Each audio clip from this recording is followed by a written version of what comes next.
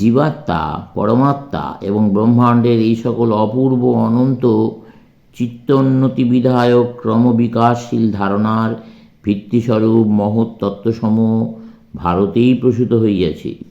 ভারতেই কেবল মানুষ ক্ষুদ্র জাতীয় দেবতার জন্য আমার ঈশ্বর সত্য, তোমার ঈশ্বর মিথ্যা, এসো যুদ্ধের দ্বারা ইহার মীমাংসা করি বলিয়া প্রতিবেশীর সহিত বিরোধে প্রবৃত্ত হয় নাই।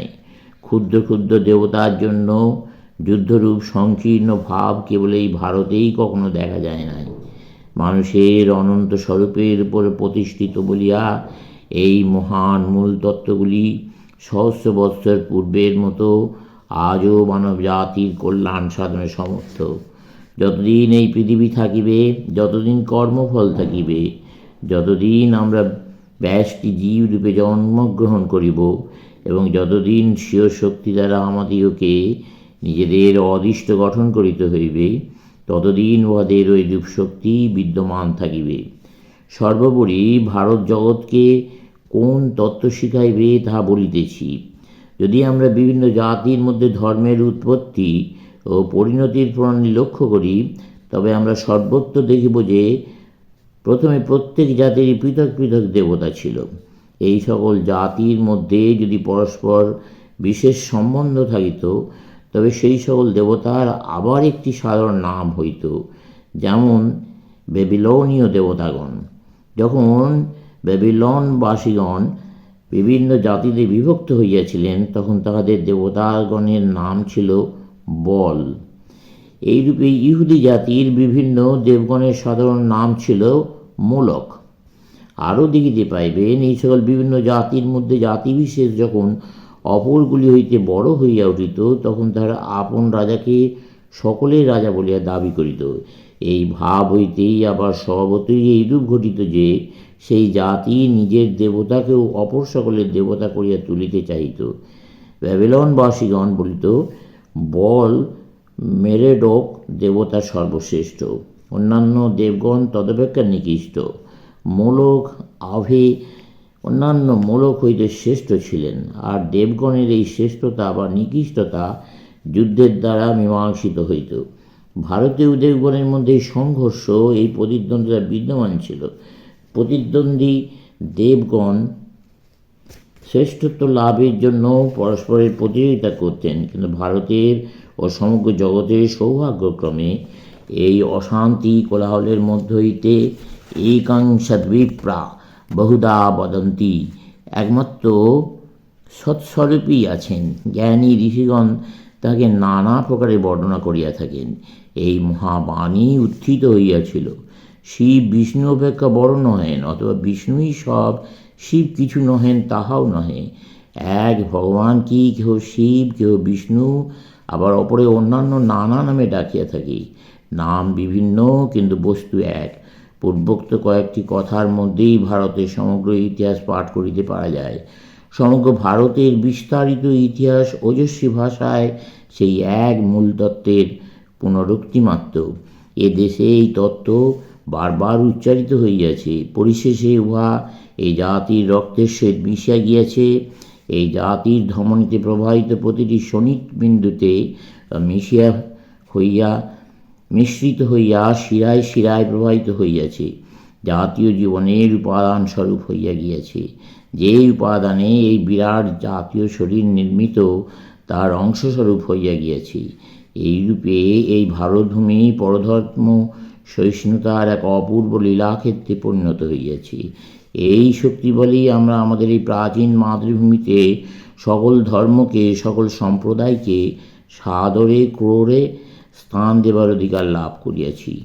এই ভারতে আপাতবিরোধী বহু সম্প্রদায় বর্তমান, অথচ সকলেই নির্বিরোধে বাস করিতেছে।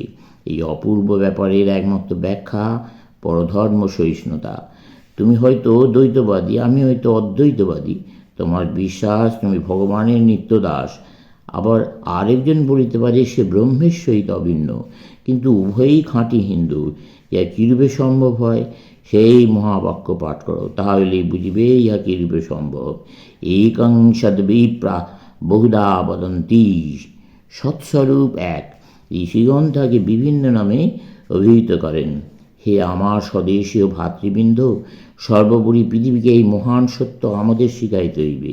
অন্যান্য দেশের বড় বড় শিক্ষিত ব্যক্তিগণও নাসিকা কুঞ্চিত করিয়া আমাদের ধর্মকে পৌত্তলিকতা বলেন। আমি তাহাকে এইরূপ করিতে দেখিয়াছি, কিন্তু তাহারা স্থির হইয়া কখনো ভাবেন না যে তাহাদের মস্তিষ্কে কি ঘোর কুসংস্কার রাশি বর্তমান। এখন সর্বত্র এই ভাব, এই ঘোর সাম্প্রদায়িকতা, মনের এই নীচ সংকীর্ণতা। তারা মনে করেন তাহাদের নিজেদের যাহা আছে তাহাই অতি মূল্যবান। অর্থ উপার্জনই তাহাদের মতে জীবনের একমাত্র সদ্ব্যবহার। তাহাদের যা আছে তাহাই একমাত্র কাম্য বস্তু, আর বাকি সব কিছুই নয়। যদি তিনি মৃত্তিকা দ্বারা কোনো অসার বস্তু নির্মাণ করতে পারেন অথবা কোনো যন্ত্র আবিষ্কার করিতে সমর্থ হন, তবে সব কিছু ফেলিয়া দিয়া ওইগুলিকেই ভালো বলিতে হইবে। শিক্ষা ও বিদ্যার বহুল প্রচার সত্ত্বেও সমগ্র পৃথিবীর এই অবস্থা। কিন্তু বাস্তবিক পৃথিবীতে এখনও শিক্ষার প্রয়োজন, এখনও সভ্যতার প্রয়োজন। বলিতে কি এখনও কোথাও সভ্যতার আরম্ভ মাত্র হয় নাই।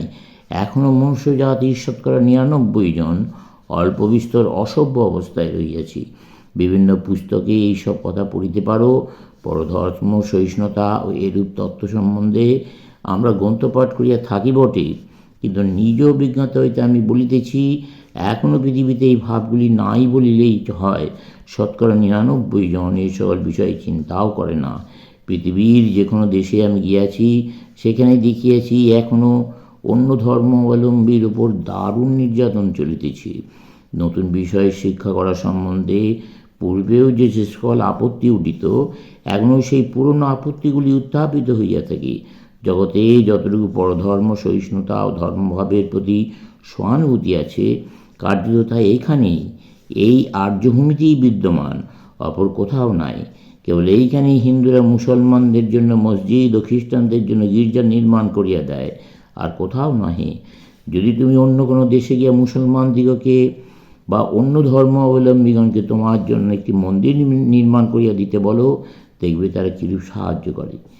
তৎপরিবর্তে তোমার মন্দির এবং পারে তো সেই সঙ্গে তোমার দেহ মন্দিরটিও তারা ভাঙিয়া ফেলিবার চেষ্টা করিবে। এই কারণেই পৃথিবীর পক্ষে শিক্ষার বিশেষ প্রয়োজন।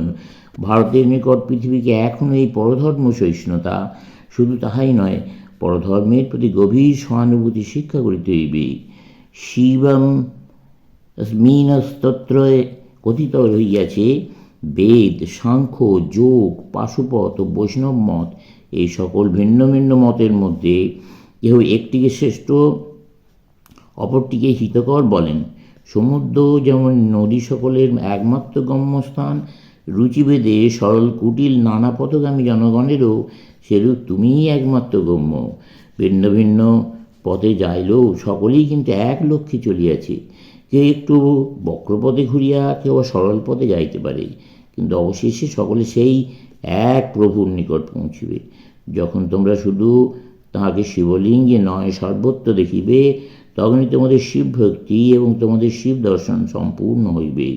তিনিই যথার্থ সাধু, তিনিই যথার্থ হরিভক্ত, যিনি সেই হরিকে সর্বজীবে বা সর্বভূতে দেখিয়া থাকেন। যদি তুমি শিবের যথার্থ ভক্ত হও, তবে তুমি তাহাকে সর্বজীবে বা সর্বভূতে দেখিবে। যে নামে যে রূপে তাকে উপাসনা করা হইব না কেন, তোমাকে বুঝিতে হইবে যে সব তাঁহারই উপাসনা।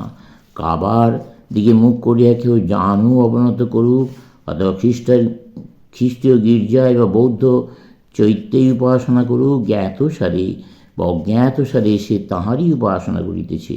যে কোনো নামে যে কোনো মূর্তির উদ্দেশ্যে যেভাবেই পুষ্পাঞ্জলি প্রদত্ত হইব না কেন, তা ভগবানের পাদপদ্মে পৌঁছায়, কারণ তিনি সকলের একমাত্র প্রভু, সকল আত্মার অন্তরাত্মা।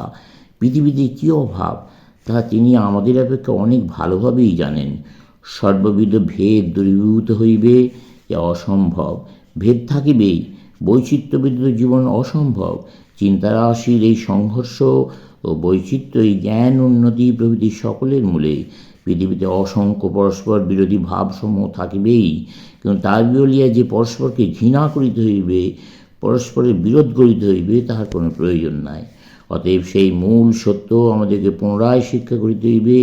যা কেবলমাত্র এখান হইতে আমাদের মাতৃভূমি হইতেই প্রচারিত হইয়াছিল। আর একবার ভারতকে জগতের সম্মুখে এই সত্য প্রচার করিতে হইবে। কেন আমি একথা বলিতেছি? কারণ এই সত্য শুধু যে আমাদের শাস্ত্রগ্রন্থেই নিবদ্ধ তাহা নয়, আমাদের জাতীয় সাহিত্যের প্রত্যেক বিভাগেই, আমাদের জাতীয় জীবনের সর্বত্র ইহা প্রবাহিত রহিয়াছে। কেবল এইখানেই যা প্রাত্যহিক জীবনে অনুষ্ঠিত হইয়া থাকে। আর চক্ষুষ্মান ব্যক্তিমাত্রেই স্বীকার করবেন যে এইখানে ছাড়া আর কোথাও ইহা কার্যে পরিণত করা হয় নাই। এইভাবে আমাদের জগৎকে ধর্ম শিক্ষা দিতে হইবে। ভারত ইহা অপেক্ষা অন্যান্য উচ্চতর শিক্ষা দিতে সমর্থ বটে, কিন্তু সেইগুলি কেবল পণ্ডিতদের জন্য। এই নম্রতা, শান্তভাব, তিতিক্ষা, পরধর্ম সহিষ্ণুতা, সহানুভূতি ও ভ্রাতৃভাবের মহতী শিক্ষা আবাল বৃদ্ধবনিতা, শিক্ষিত অশিক্ষিত, সর্বজাতি সর্ববর্ণ শিক্ষা করিতে পারে। একাং সদ্বিপ্রা বহুধা বদন্তি। সমাপ্ত।